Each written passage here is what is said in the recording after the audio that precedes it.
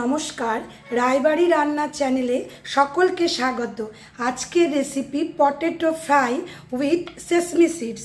দেখুন এখানে তিল নিয়েছি। আজকে আমি আলু ভাজাটা তিল দিয়ে বানাবো। এর জন্য আমি 4টে আলু নিয়ে প্রথমে ছাড়িয়ে নিই।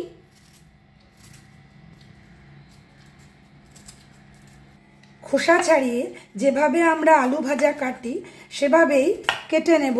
একটু মোটা কাটবো, কেমন আগে পেছনটা কেটে নিলাম, তাহলে আমাদের বেশ লম্বা লম্বা হবে।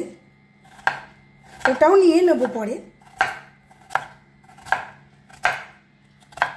এভাবে পুরো আলুটা কাটি।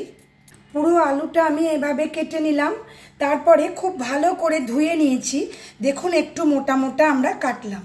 এর সাথে তিল নেব, কাঁচা লঙ্কা দেব, আর একটু নুন হলুদ দেব। খুব সহজ রেসিপি আর খুব হেলদি। চলুন তাহলে এবার আজকে রান্নাটা আমরা বসাই। আজকে রান্নাটা আমরা সাদা তেলে করব। প্রথমেই তেল দিয়ে দিলাম কড়াই গরম করে, ফুল ফ্লেম। কড়াই ভালো করে গরম করে তেলটা দেবেন। তেলটাও আমাদের তাড়াতাড়ি গরম হবে আর আলুটাও লেগে যাবে না।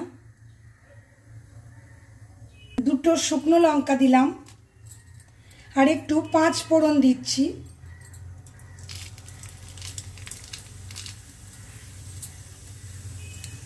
পাঁচ ফোড়নের জায়গায় এখানে কেউ শুধু কালো জিরেও দিতে পারবেন। পিওর ভেজ বানাচ্ছি আজকে recipe, no onion, no garlic. ফোড়নটা আমার ভালো করে পোড়া হয়ে গেল। এবারে আলুটা ছেড়ে দেব।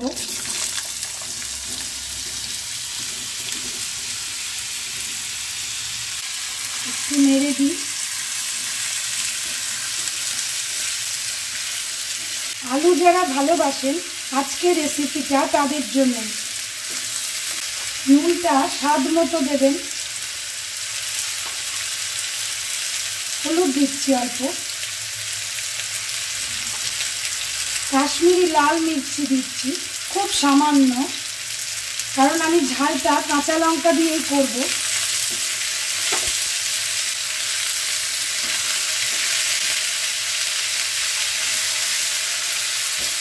ফ্লেম একদম লো করে দিচ্ছি।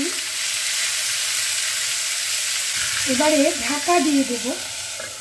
খানিকক্ষণের জন্য ছেড়ে দিই। আলুটা আমার যতক্ষণ নরম না হয় ফ্লেম কিন্তু অবশ্যই লো থাকবে। পাক্কা 10 মিনিট আমার হলো, শুধু মাঝখানে 1-2 বার নেড়ে দিয়েছি। এবারে ঢাকাটা খুলি। পুরো আলুটা কিন্তু আমার দেখুন নরম হয়ে গেছে। এইটুকু সময় আমাদের দিতে হবে, মিনিট 10। একদম দেখুন আলু আমাদের নরম। ফ্লেম হাই করে দিলাম। একটু নেড়ে দিই। এখানে আমি 3টে কাঁচা লঙ্কা কেটে রেখেছিলাম, এভাবে দিয়ে দিলাম। এটা একটু বুঝে দেবেন, বাচ্চারা খেলে একটু কম দেবেন। এবারে আমি তিলটা দিয়ে দিচ্ছি। তিল কিন্তু আমাদের খুবই উপকারী। তিলে পটাশিয়াম থাকে, আরও অনেক কিছুই দরকারি জিনিস আমাদের থাকে, যেটা আমাদের শরীরের জন্য খুবই ভালো। তিলকে যে কোনোভাবেই খেতে পারেন। আরেকটু তিল আমাদের যাবে। ছোট চামচ দিয়ে 1.5 চামচ মতো তিল আমার পড়ল। এবারে একটু ছেড়ে দেব। এই তিল আলু ভাজা ভাতের সাথে তো খুবই ভালো লাগবে, ডাল দিয়ে, রুটি, পরোটা, টিফিন বক্সেও দেখুন আমরা নিতে পারি। খুব ঝুরঝুরে জিনিসটা, নষ্টও হবে না। একটু ছেড়ে দিই। নুনটা দেখে নেবেন এই সময়। হাই ফ্লেমে একটু নাড়ি, তাহলে তিলটাও আমাদের একটু ভাজা হয়ে যাবে। রেসিপিটা অবশ্যই ট্রাই করবেন। যদি ভালো লাগে please like, share, comment and subscribe my channel. Subscribe করে পাশে থাকা বেল আইকন অবশ্যই প্রেস করবেন নতুন নতুন রান্নার নোটিফিকেশানের জন্য। এবারে আমি গ্যাসটা বন্ধ করে দিলাম। আমাদের potato fry with sesame seeds তৈরি হয়ে গেল। এবারে আমরা সার্ভ করে দেখাবো কেমন লাগে।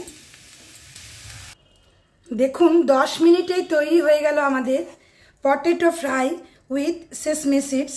খুব টেস্টি রেসিপি, অবশ্যই একবার বানাবেন, আশা করছি খুব তাড়াতাড়ির মধ্যেই হয়ে যাবে।